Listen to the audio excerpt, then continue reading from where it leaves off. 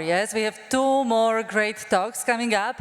And to the high schoolers out there, I hope you're thinking about majoring in economics right now, yes? And in fact, I hope you're thinking about majoring in economics at Gustavus. If you do, come and find me, yes? I have lots of inside information for you. So, yeah. Great. Now, so you spend a day and a half thinking about econ, talking econ. So you probably know that economists are a funny bunch, quite entertaining, aren't we? Dismal science, yes, we mentioned that a lot. We also have managed to predict 8 out of the last 5 recessions. Yeah. And another good one is about the economists who, when the 4 of us go into the room, we usually end up leaving with 5 different opinions. Yeah, you might have heard it before.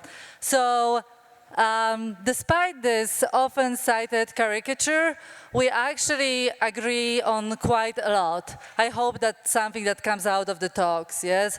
There's a lot in our profession that, despite the many disagreements you may see on the outside, we actually deeply believe, yes? So we do believe in economic growth. Small changes in economic growth have huge impact on the standard of living. We also believe, for the most part, so most of us believe, in open borders and easy immigration and flow of labor. Another one that we mostly agree on, not all, but most of us, and one that I all like to bring up because it's very counterintuitive, is minimum wage. So, do you think, is minimum wage good for unskilled workers? What do you guys think? Does it help unskilled workers? Yes, I expected that answer. Well, economists usually disagree, as we worry that if you make labor more expensive, companies will start switching to capital. So just think about it. When next time you're at your grocery store, you're checking out, and there's the automated checkout, think about the minimum wage, yes? Anyway, why am I talking about this? Well, there is a reason, yes?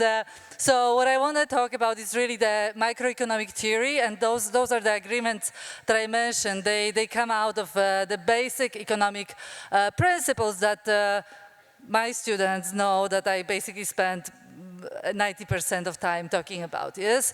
And yet, so despite the agreements about the microeconomics and the basic economic principles, in recent decades, it became very fashionable to kind of dismiss economic theory. And it especially became fashionable as empirical research became easier. So we got very excited about our ability to analyze large data sets, and some people went very far as far as saying, you know, everything economists thought so far is wrong, throw it out of the window, let's just do empirical work. So there are people who think that. And there is appeal to this strategy because, you know, it's way easier to be original if you say, you know, everyone before me was wrong, and I'm the first one here who is right. So it's a good strategy sometimes.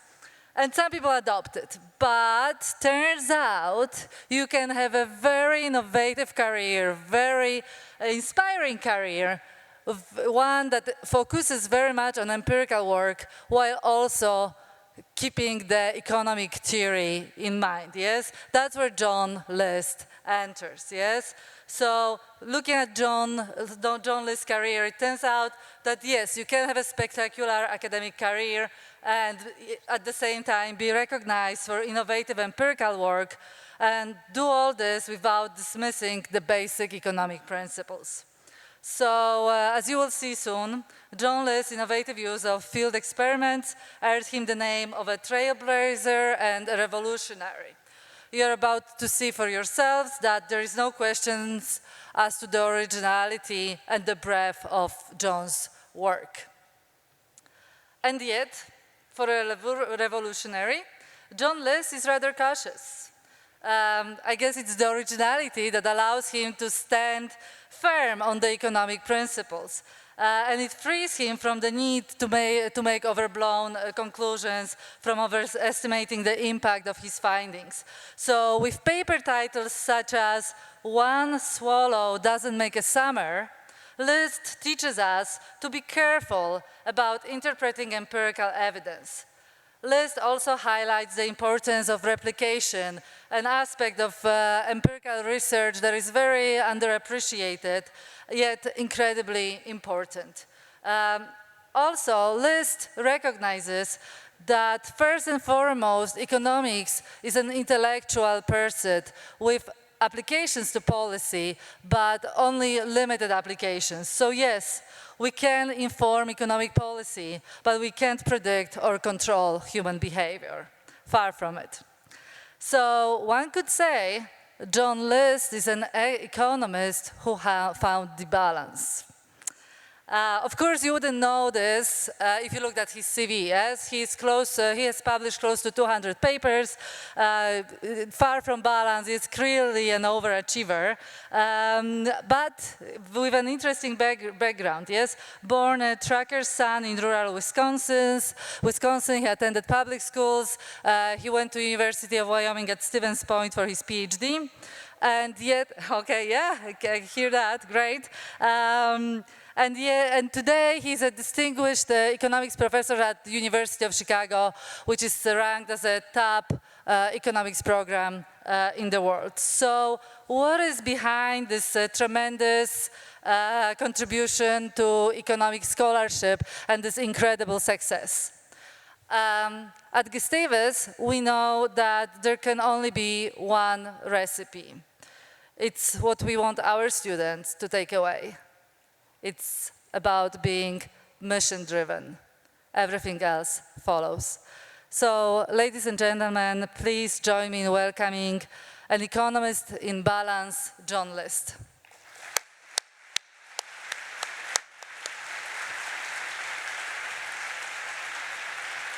That's very nice. Thank you very much. That was very nice. Very nice. Thank you.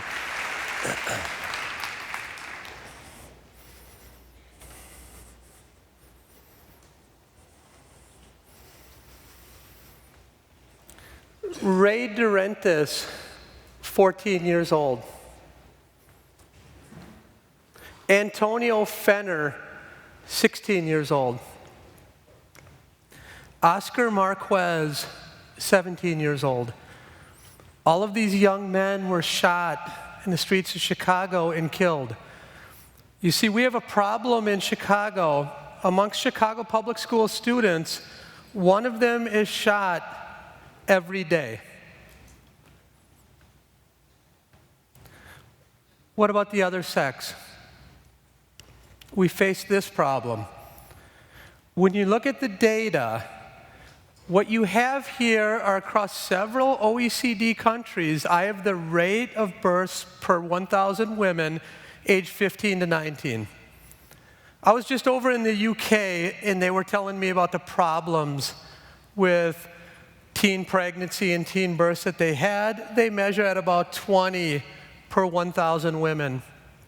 You look at Canada and New Zealand, they're also arguing that they have a fundamental problem with teen pregnancies. But when you look here in the States, it's off the charts. It's fundamentally different than any other developed country in the world. Now, if you want comparison groups for the US, you need to go to countries like Rwanda and the Sudan.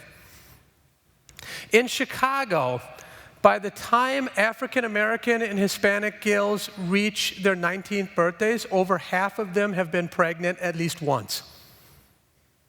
That's a problem that we have amongst the women in America and in particular in Chicago. Now, when you think about what links these two issues, first of all, we know very little about their causes and less about useful remedies. Secondly, you can actually use economics and field experiments, which I'll talk a lot about today, to solve these types of problems. So let me give you some examples. When you think about teen births, you can write down a model. Economics helps. You can write down a model that is predictable. It does good on prediction of who will end up getting pregnant in the community. That model has predictive accuracy. Now you can say, once you learn about the at-risk girls, how can we use field experiments or behavioral economics as well to tackle that problem? We've done that in Chicago. What we've done is we've given them incentives to be optimistic about their futures. And you know what happens? Teen pregnancies and teen births go dramatically down. They respond to economic incentives in a very predictable way. What about teen shootings? Again, you can create an economic model that can predict the most at-risk kids in our society. After we do that, we can target dollars, and what we found is that the same incentives that work for teen pregnancies, they don't work here. Those types of pecuniary incentives actually do not work. What these boys need is an entire new family system. They need an entire new mentor coming into their lives and making their world a better place. So we have effectively used economics, we've effectively used field experiments to try to make the world a better place when it comes to teen pregnancies and teen shootings. Now, a big problem for both sexes is public education. When you think about how have economists tried to take on this problem of public education, here's kind of the way we think about it as social scientists. We have an idea, we race back to our office and write down a model, we then download mounds and mounds of data, we beat the data up because we want to say something causal about relationships of the variables in those data. Now, when we've done that, and this goes all the way back to the Coleman report in 1966, when we've done that, 3 bits of conventional wisdom have popped up. The first one is we need teachers with higher degrees. The second one is we need classrooms that have lower student-teacher ratios. The third one is we need to throw money at the problem. These are the 3 bits of conventional wisdom that when we beat up mounds and mounds of data as social scientists, this is what pops out. So let's now take a look and evaluate how America's done on these inputs. What I have here is a time series plot from 1961 until 2006 that shows you the fraction of teachers with a master's degree or higher.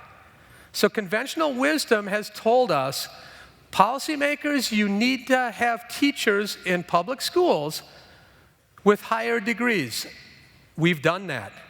When you look at 1961, you have roughly 23.5%, and you go all the way up here to 2006, now we have over 6 out of 10 teachers with master's degrees or higher in public education. So check. We've done that bit of conventional wisdom. What about student-to-teacher ratios? Over the exact same time period, 1970 until recently, we've gone from about 22 students per teacher all the way down to 15.6. Check. We've done that. What about money? Over the exact same time period, I'm giving you real dollars here. So what that means is inflation adjusted. So these dollars, you can compare apple to apple across years. We spent about $5,200 per student in 1970. Now we spend about $12,000 per student. So check. We've done all 3 of these major changes to public education. Now you can ask yourself, what have we gotten for our money? One thing that people really care about are dropout rates. Let's look at dropout rates over that exact same period. 1970, it was about 76.9% completion. Today, it's about 74.7%. Dropout rates are a little bit worse, in fact, but let's just say they're the same. They've been flat over this same time period. Some people say, well, wait a second, John, it's not dropout rates that we're after. We're actually after standardized test scores. We care about value added, standardized test scores. I haven't cherry-picked here, folks. 9, 13, 17-year-olds here, reading and math achievement, look at a PISA test, look at an international comparison test. We're completely flat over that exact same period. Completely flat. Now, if you're a pessimist, what you will say is, wow, we've really wasted a lot of money. But if you're an optimist, you might say, wow, think about what the world would have looked like had we not done all those great things for teachers and money and student-to-teacher ratios.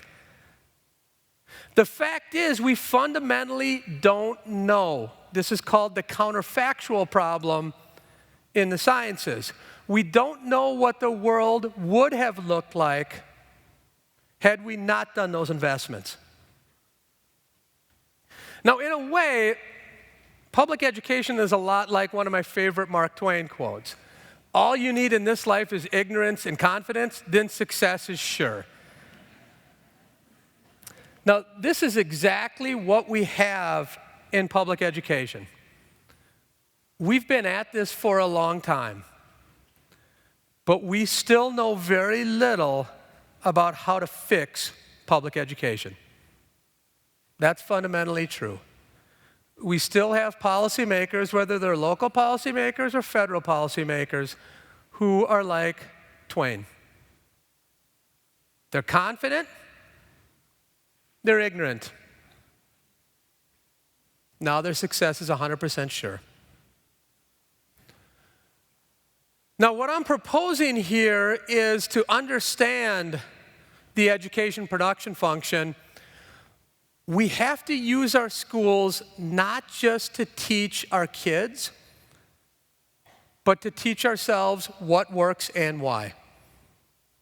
That is fundamentally the only way. If we start to learn by doing and use field experiments across districts, call it districts of innovation, where we have several districts at one time doing field experiments to try to figure out what is the causal relationship in getting kids to do better in school. Too many kids are left on the sidelines today because we fundamentally do not understand what are the best ways to do public education. We haven't understood it because we fundamentally misused our classrooms. We haven't used them to learn ourselves. So what's the empirical alternative? Well, I've alluded to it. It's instead of sitting around as a passive observer, waiting for data to come to us and beat it up, let's be proactive and use the world or life as a lab. Let's be proactive and go out and generate our own data in a systematic way so we can fundamentally understand what we need to do to make the world a better place. That's what I'm proposing. Now, some of you might be thinking, well, John, I hear about your field experiments. Who are your subjects when you do these field experiments? So now I'm going to ask for a little bit of audience participation. I want you to raise your hand if you have flown United Airlines in the past few years. Please raise your hand. Yeah, fair number, fair number. Please raise your hand if you voted in either of the past two presidential elections. Please. Wow, a ton of people. My research would suggest that about half of you are lying. Okay, but we'll get back later to about why people vote. We'll get back to that in a moment. How many of you have taken an Uber in the past few months? Please raise your hand. Fair number, fair number. Lastly, how many of you, this should get hopefully the rest of you, how many of you have used Google to search for retail purposes, and say in the last 5 years? Please raise your hand. Okay, good, good. Has anyone not raised their hand at least once? Wow. Okay, so my therapist is right through those doors. You might need a little bit of help, and she'll take good care of you, okay? All of you are my lab rats. All of you have helped me learn about the economic science. All of you have helped me try to make the world a better place by getting people out to vote or trying to figure out why people vote. Try to figure out why people give to charity, why people discriminate. All of you have helped me. Now, I don't know your names and what you did, but I know you as a group of people, how you respond to incentives. And that helps me learn about what incentives are going to do in the future when we change them, how you're going to react to them. I know exactly how you're going to react when I change the price on a flight from Minneapolis to Denver. I don't know if you in particular will, but I know as a group, on average, how you will react. Okay, so it's not too freaky, but it's a little bit freaky. Okay, that's what I do for a living. I go out to the real world and I run experiments to try to learn about the economic science. And I do this with governments, I do this with firms, I do this with charities, I do for-profit, non-profit, I do it for academic purposes. Okay? So now let's talk about what I've done in education. So this is a map of Chicago, and what I'm giving you here is an outline of the Chicago boundary. Now, what's interesting about Chicago is that everyone likes to say that Chicago is a great city of diversity. And if you look at the statistics, it is. This gives you a little different look. What I have here is every green dot is 100 white people, every blue dot is 100 African American people, etc. When you look at a map like this now, it looks like we're a great city of segregated diversity. And that's like a lot of our urban centers. That's exactly what you have in terms of allocation of people across large urban areas. Now, my lab will be just south of Chicago, a city called Chicago Heights. This will be a school district that has opened up to me about a decade ago and allows me to use it as my experimental lab. And I'm going to tell you a little bit about those experiments today. Okay, now you can ask, well, why Chicago Heights? Why look at urban centers? This is fundamentally where our problem is in public education. My two high schools, we have less than a 50% high school graduation rate. What I'm talking about here is if 1,000 kids enter the 9th grade, about 470 of them will leave with a high school diploma. 530 will drop out. And they will typically drop out between the 9th and the 10th grades. And that's very similar to other urban centers. When my 9th graders come into the high school, they're reading at roughly a 4th grade level. It makes it very difficult to move these students a great distance and where they need to be when they are already so far behind. So our work, what we've done is we've done a battery of behavioral experiments, or field experiments, to explore the education production function. Now, when I say that, what I mean is what inputs lead to good outcomes? And outcomes we care about is graduating high school, going to college, getting a good job, high standardized test scores, et cetera, et cetera. And we think about inputs as how hard the child tries, how hard the teacher tries, how hard the parents try. Okay? Now, what I want to focus on here is first, let's start with teacher performance pay. All of us know, if you look at the popular press, this has become a big, hot button issue. So let's see what the press says. First of all, teacher performance pay alone does not raise student test scores. The long failed history of merit pay and how the Ed department ignores it. Why teacher performance pay won't work. $75 million teacher pay initiative did not improve achievement. One of my favorites, an education reform without merit Performance pay doesn't work, so let's stop wasting money. New York Daily News. But this is actually my favorite one. Here's what teachers' unions tell me. John, teachers will never respond to merit pay incentives. They value the kids, not the money. Now, when I heard this is a conference about the Nobel Prize, I was thinking, wow, 10% of the population doesn't care about money? Where's my Nobel Prize? That's a huge discovery. This is it, John. This is exactly it. This is my time. 10% of the population just care about kids. I could actually pay them zero, I guess, and I'd be fine, or a subsistence level wage, and everything will be fine. But then later that year, the last time they said it, later that year I learned this. Teachers union endorses bonus plan not based on performance. So now it's not. They like money, so there goes my Nobel Prize. But they just don't want it linked to performance. Okay, which you can certainly understand that position, why a teacher might not want a linkage with performance.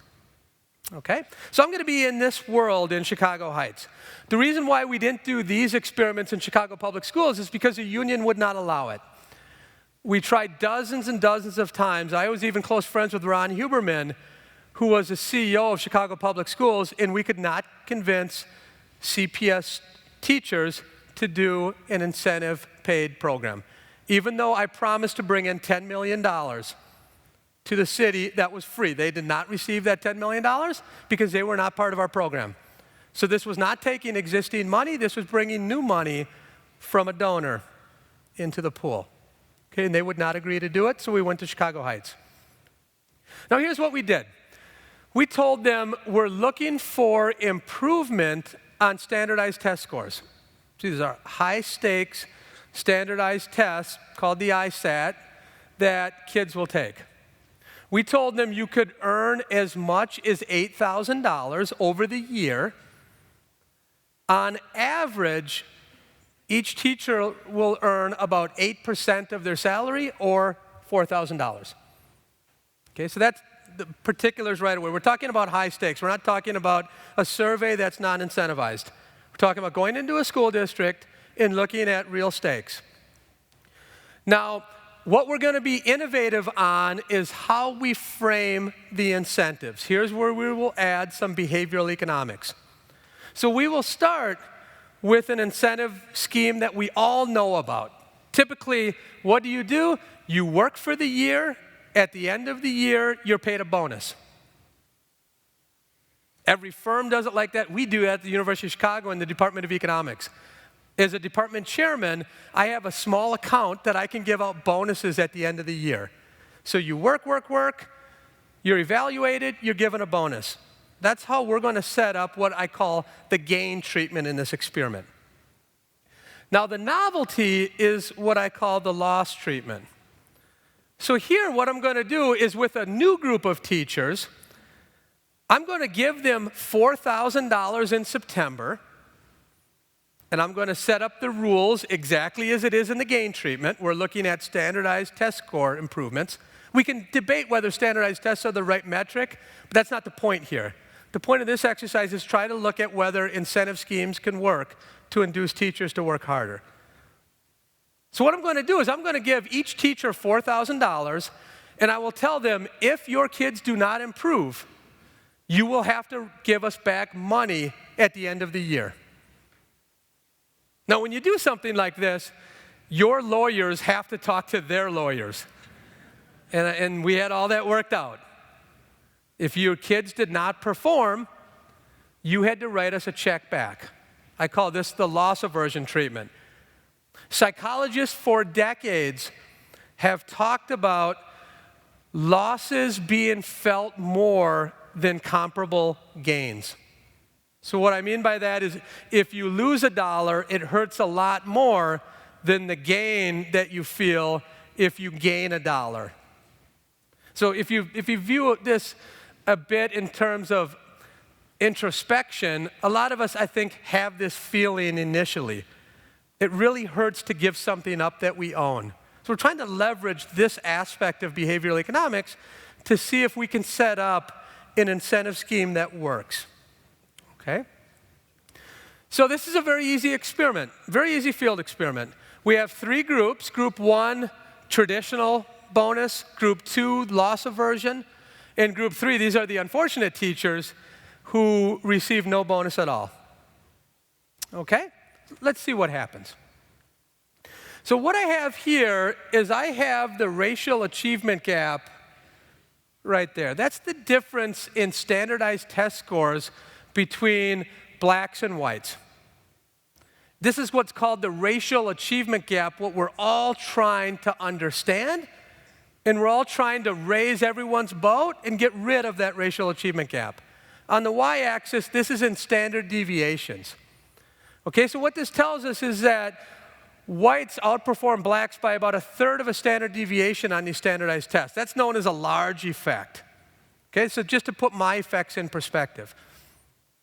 Now what I have down here is the gain treatment. This is how students who were in classrooms of teachers who had the gain bonus, how much better do they do than the control group or the students who were in classrooms of teachers who had no bonus. As you can see, it's only about 0.06 standard deviations. That's a very small effect. Okay, so all of the press clippings that we went through, they're right. When you do a standardized test experiment on performance pay, the regular way in which we think about incentives, that way doesn't work. But guess what? If I give teachers the money up front and threaten to take it away if their kids do not perform, those kids are value added out of the roof. And what I'm saying here is about over 0.2 standard deviations. That's close to 1 year of schooling in this community. It's 2/3 of the racial achievement gap. If your kid just was lucky enough to be placed in a classroom of a teacher who received the loss aversion incentives, they went up a very large amount in relation to the control group. 2/3 of the racial achievement gap is taken out here. Incentives do work in this case. We just need to figure out what is the best way to use them. And then they'll work in spades. Now, one message is very clear here. It is very difficult when you enter a child's life, when they're an 8th grader, a 9th grader, a 10th grader, it's very difficult to change that person's life in a deep, deep way. What am I talking about? Hard to make a 9th grader who's reading at a 3rd grade level to be a STEM major. Very difficult. What you can do is you can fundamentally change their lives by getting them to graduate from high school. And that's important. And get them in a job as a mechanic or a truck driver or a secretary. And I say that with the greatest respect because my family, those are the occupations of my own family. Okay? Now, what's also key is if you look at today's technology, I suspect that it's very difficult to think of a time that we have wasted more human potential than we are right now because of our lack of understanding public education. This is a conjecture that's very difficult to test, but I will put it out there. I think you need to go back to the dark ages to find a time when we wasted this much human capital potential. So what did we do about it? We started our own pre-K programs. We went back to Chicago Heights and we wanted to learn about what are the best ways to teach 3, 4, and 5-year-olds because we fundamentally want to change the course of their lives. And that's where we began to invest resources about 6 years ago in early childhood education. Let me tell you a little bit about one of those experiments, okay? We started off by saying, let's create 2 groups. And these groups will be kids who will go to an all-day pre-K program in 2 separate buildings that we run and we started. What we didn't start are the curricula that we use. In group 1, if you go to this school, you are in what's called tools of the mind. Has anyone ever heard of the curriculum Tools of the Mind? Good. This is supposed to push executive function skills. Vygotsky talked about this in the 30s, that this is a way to push what some scientists call non-cognitive skills. So we have a school just set up for 3, 4, and 5-year-olds to teach them non-cognitive or executive function skills, self-control, patience, teamwork, etc. If you're in group 2, you're in a different building, and what you go to is an all-day pre-K program under the curriculum called Literacy Express. Anybody ever hear of Literacy Express? Okay, several people. This is advertised as the meat and potatoes curriculum for cognitive skills. Okay? Those are groups 1 and 2. Groups 3 and 4. We're going to design our own curriculum for what I call a parent academy. Here what we're going to do is we will not teach any of these kids directly. So if you're randomized into group 3 or 4, we never teach your child directly. What we do, however, is once every 2 weeks, we meet with you in a small group, and we teach you about how you should be teaching your child and approaches to doing it.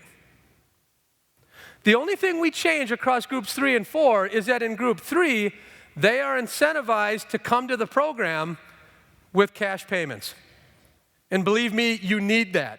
We tried it in pilots without cash payments. Nobody shows up. Okay? In group 4, a bulk of the incentive is put into a college tuition fund. So if your child decides to go to college, you will then draw down that fund and use it for tuition relief. If your child does not go to college, that fund comes back to the foundation. The idea between 3 and 4 is we're trying to look at what are the best ways to stimulate not only short-run investment in child, but also long-run investment in child. So group 4, long after our program ends, remember, these kids are coming at 3, 4, and 5 years old to us, and then they're going out to public schools. So we think that group 4 will cause parents to keep investing. Why? Because college is now cheaper.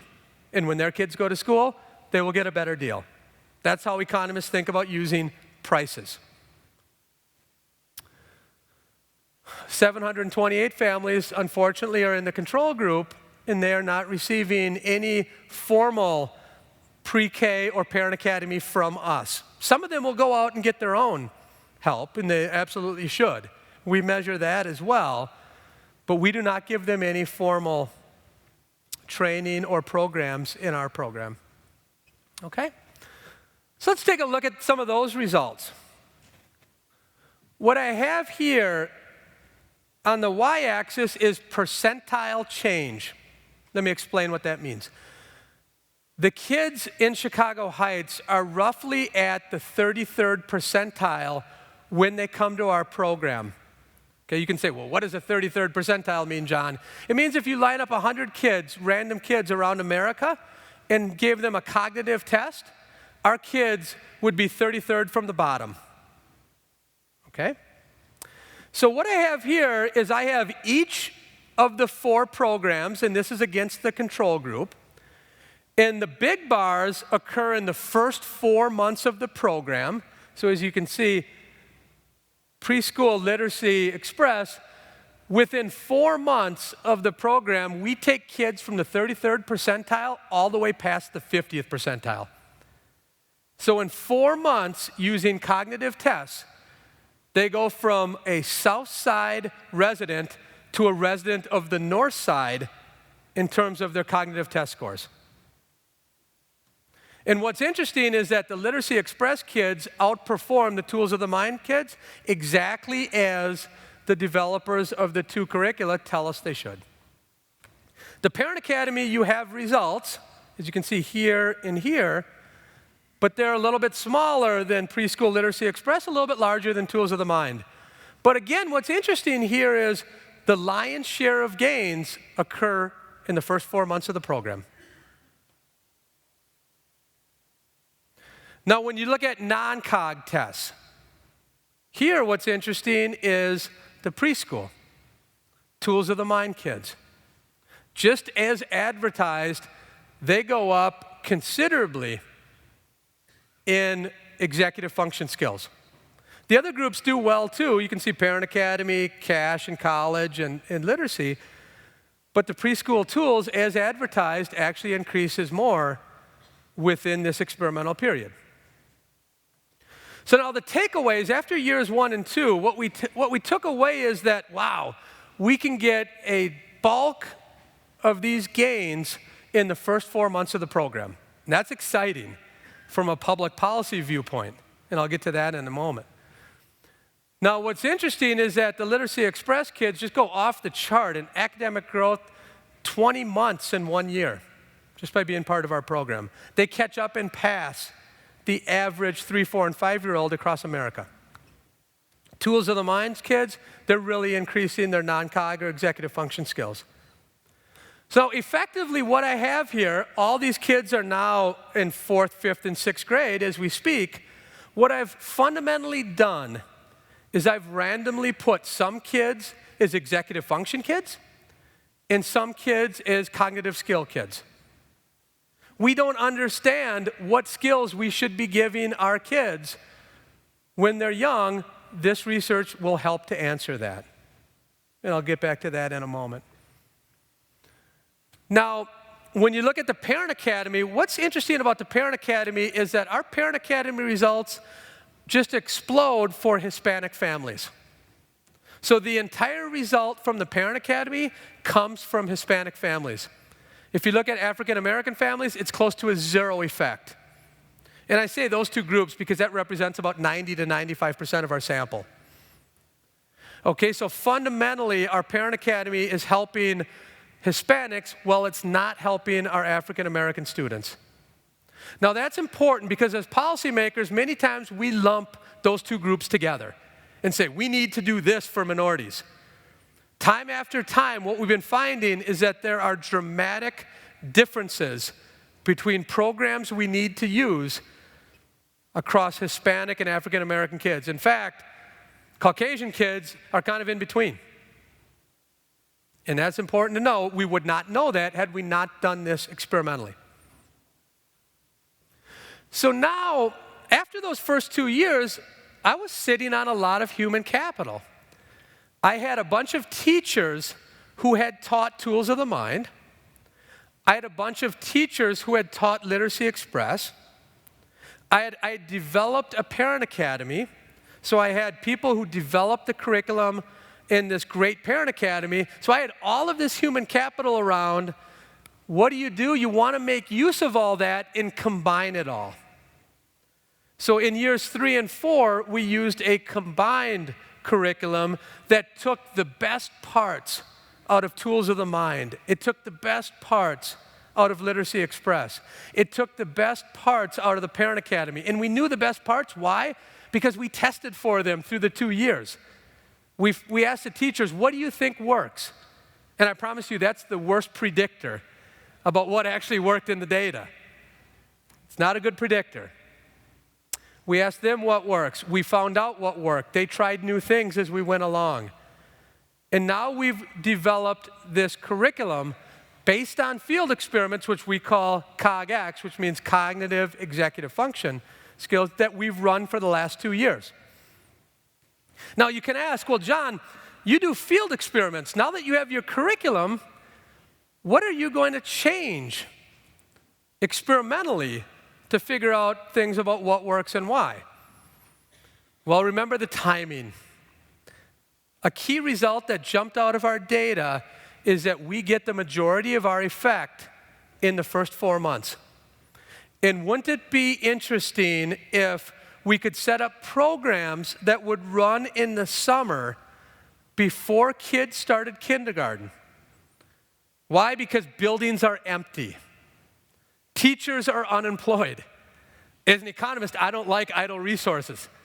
We need to utilize resources. If it turns out that we can get big gains in the summer months before kindergarten starts. And note that that's also nice because you get rid of summer depreciation, which is a key moment in the racial achievement gap. So can we leverage those resources and science to think about a 3-month program in the summer before kindergarten starts? And if that's as effective as a 9 or a 12-month program, we have just developed a really nice policy initiative. Much cheaper because we have a lot of idle resources. So that's exactly what we did. In years 3 and 4, we had about 1,500 children, which is essentially all of Chicago Heights. So we have nearly 100%. By this time, it's a free program. Everyone's excited.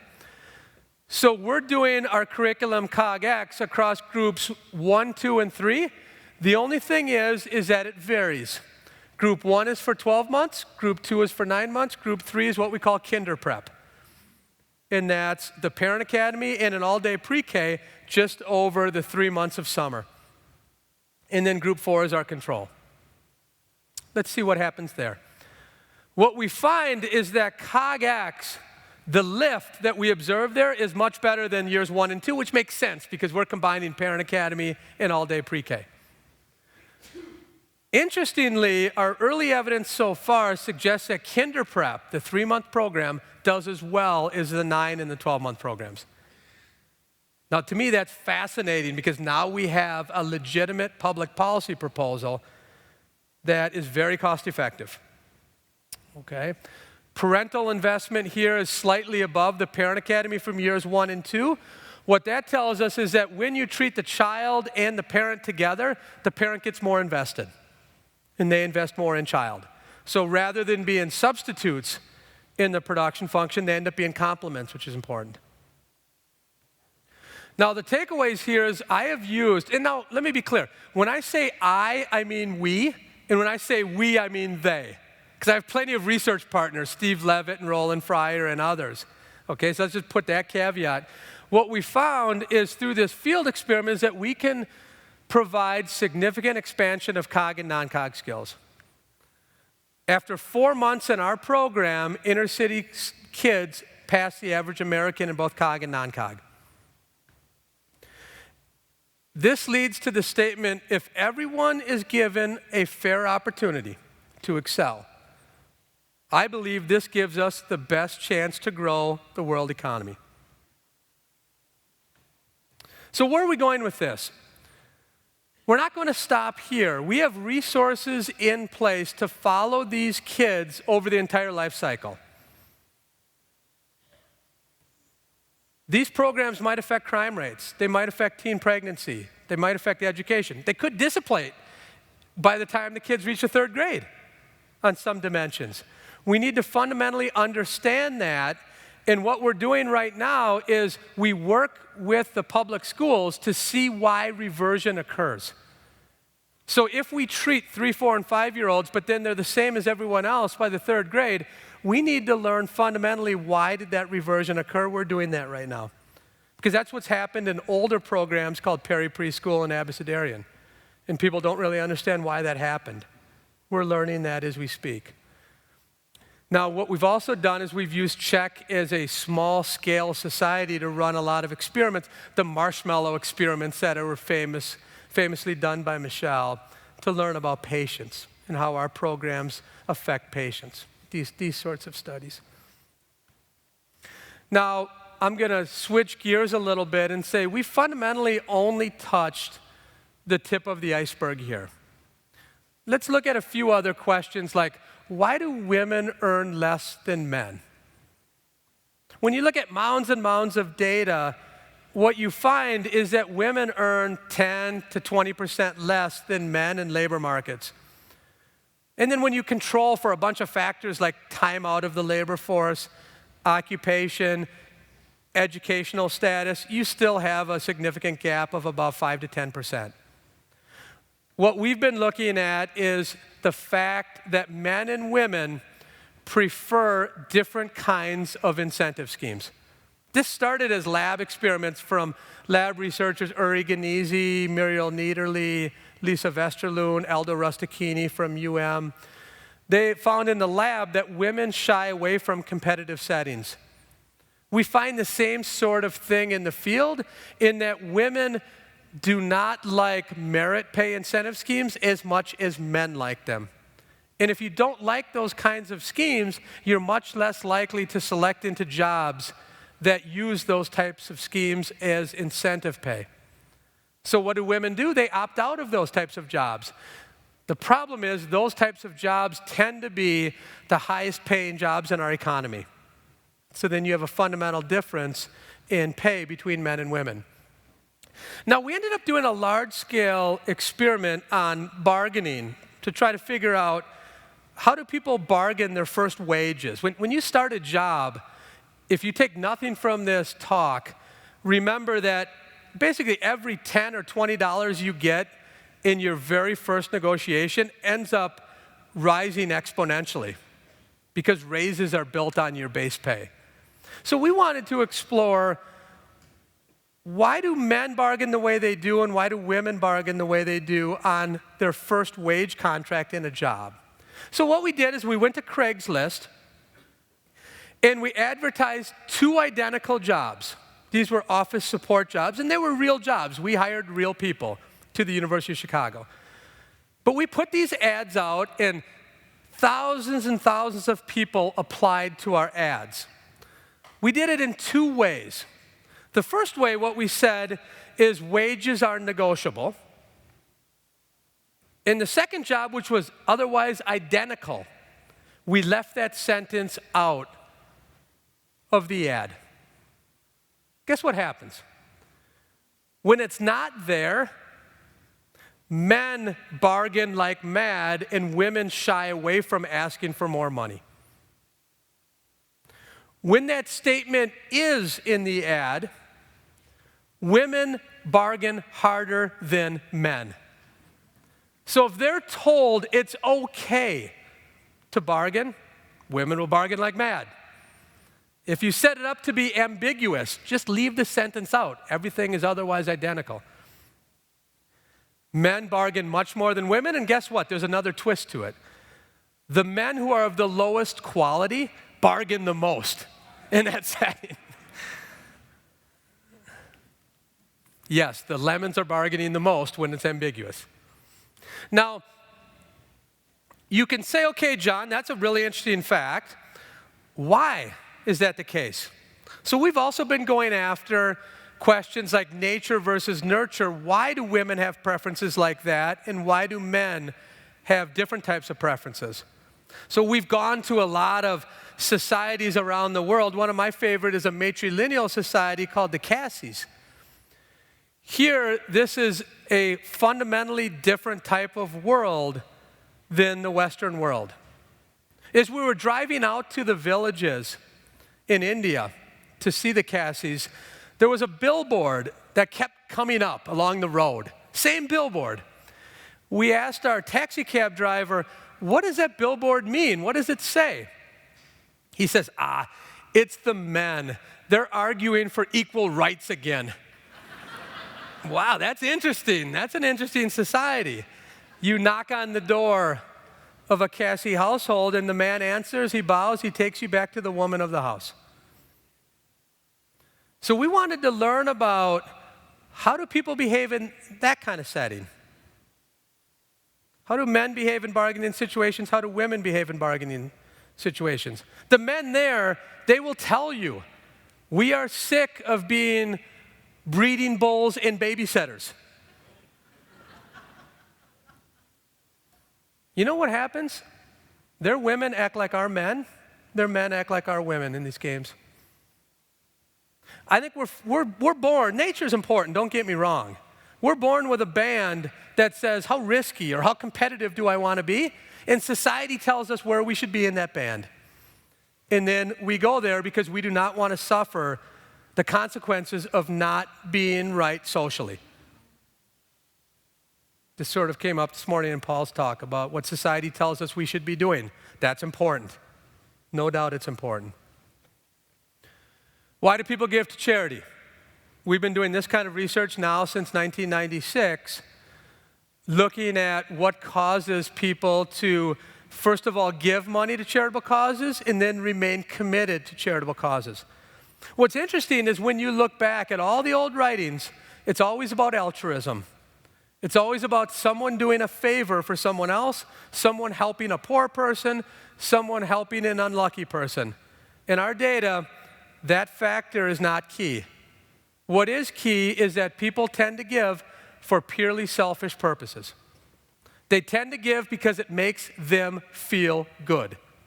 It's called warm glow in our literature. Now, I know I'm a University of Chicago economist that comes in talking about selfishness. Don't get me wrong, altruism is alive and well. I'm just telling you that a key contributor to charitable giving is selfishness. And that's not a bad thing. It's a bad thing that we didn't know that.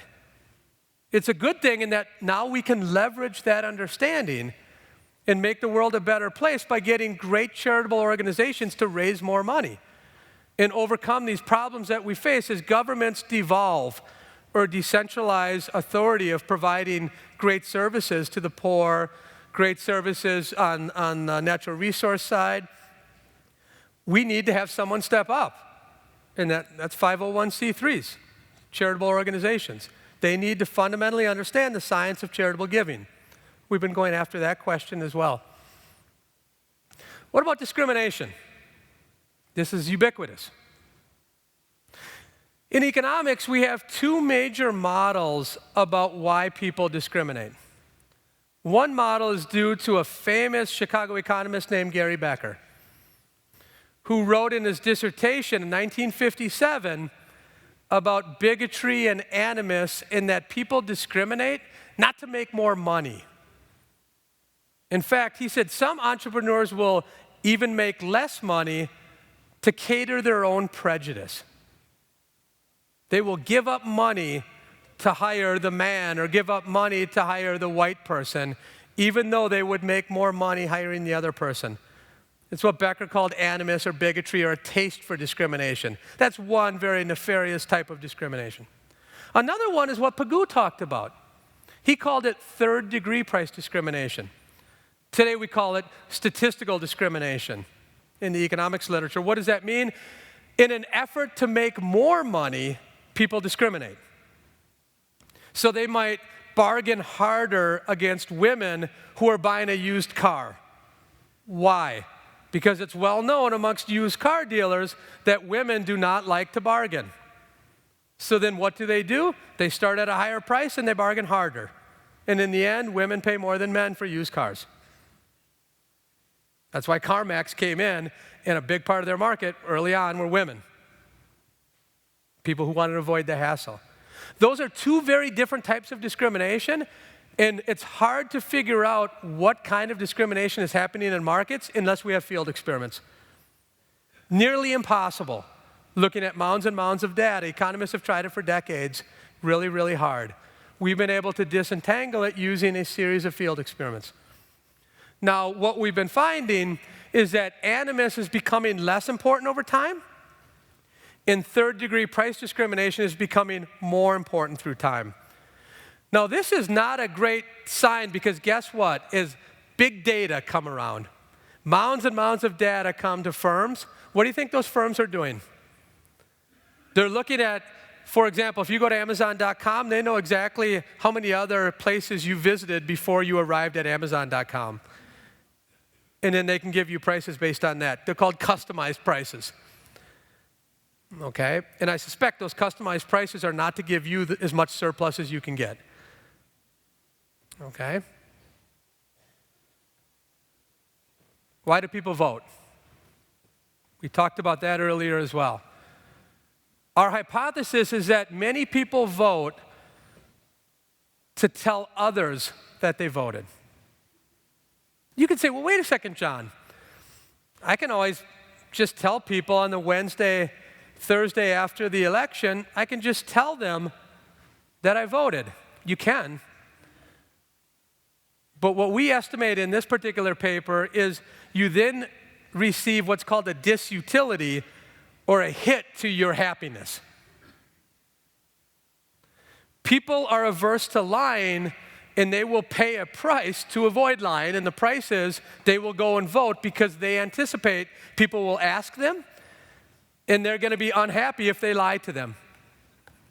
Many people vote because they realize somebody's going to ask, and they want to tell them the truth.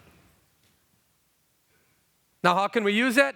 The Obama campaign used that during the last election to do their get out to vote things on people who they thought were going to vote Democrat. It's exactly, this is one of the tricks from our paper that they used. One great big externality that we oftentimes talk about is climate change. You might say, well, John, you've talked a lot about how field experiments can save the world, but what about a great big externality like climate change? How are you going to take on that challenge? Well, what we're going to do is we're going to go to households and we're going to say households are a major contributor when you look at the data to the climate change problem. And we will go to households and try to figure out why aren't households adopting green technologies? Why are they leaving dollars on the table? And what can we do to induce households to adopt green technologies? So what we did essentially is we started out looking at social norms, telling people 7 out of 10 people in your neighborhood have green technologies. Why don't you? That works for the very first adoption. But it's really difficult to use that trick for deeper adoptions.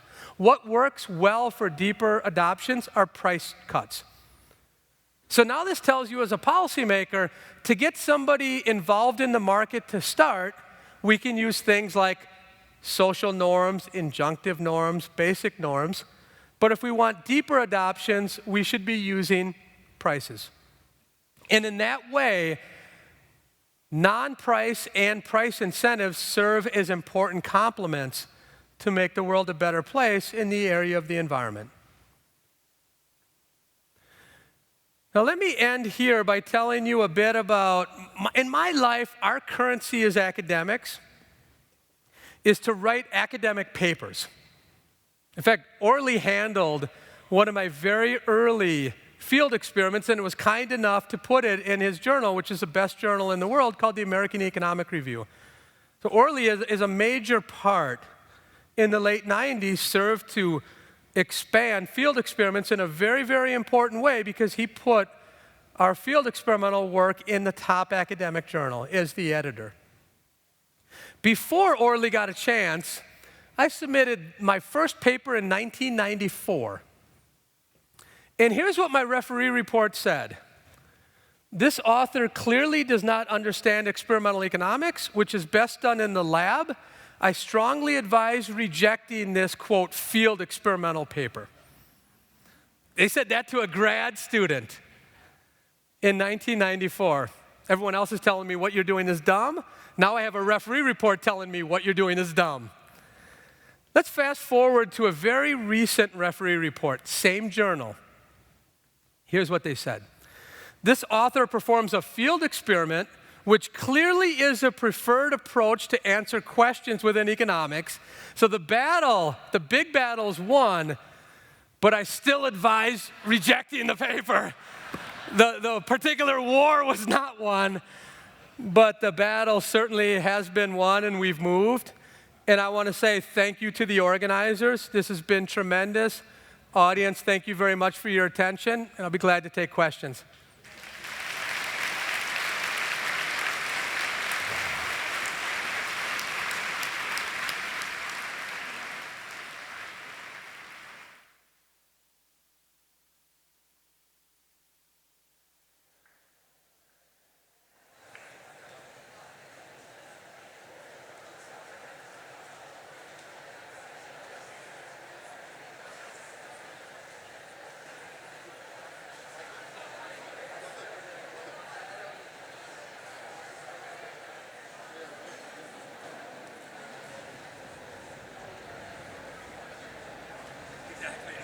I was looking at it.